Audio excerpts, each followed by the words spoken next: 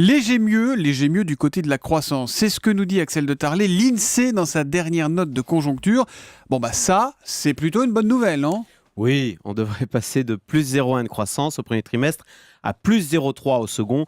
Mais enfin, ça n'est pas terrible, pardon de le dire. Les Allemands, eux, font plus 0,8 et plus 0,5 de croissance. Donc le gouvernement a raison de tout faire pour préserver ce maigre filet de croissance, quitte à remettre plus tard la question des déficits. Voilà la question. Oui, non, mais bien sûr, c'est vrai. C'est vrai, quand on réduit les déficits, ça a un effet dépressif sur l'économie. C'est un peu comme un malade qui entamerait en plus un régime. C'est pas bon. Donc oui, on peut comprendre que la France, comme l'Italie d'ailleurs, disent à Bruxelles, écoutez, c'est pas le moment de réduire les déficits, de faire un régime.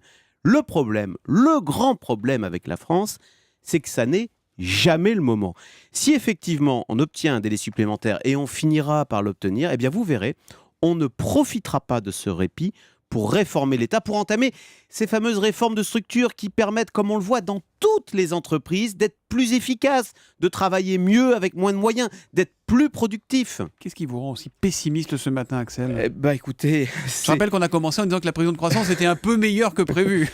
C'est malheureusement, c'est d'abord la composition du gouvernement et les dernières déclarations, surtout des ministres. Hier, il y a Marisol Touraine qui nous a expliqué qu'on n'allait pas sacrifier notre modèle social pour faire plaisir à Bruxelles. Donc on a compris, en décodé, ça veut dire quoi ? Ça veut dire qu'il n'y aura pas de grande réforme du système de santé, qu'il n'y aura pas de réforme de la retraite ou de l'assurance chômage. Or, je vous rappelle, tous ces régimes sont déficitaires.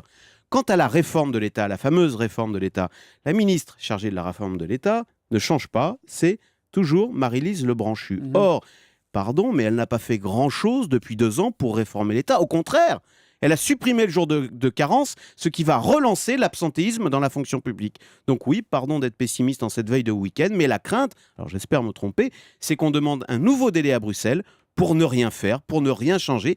Ce qui d'ailleurs ne serait pas une surprise, ça fait des années, des décennies qu'on fait ça. Mais il y a aussi le juge de paix qui sera la courbe du chômage. Pour l'instant, l'INSEE nous dit ce sera à peu près stable pendant 6 mois. Ça ne peut pas continuer éternellement à se casser la figure non plus, si ? Le chômage, c'est une résultante. C'est une fois que tout va bien que le chômage baisse.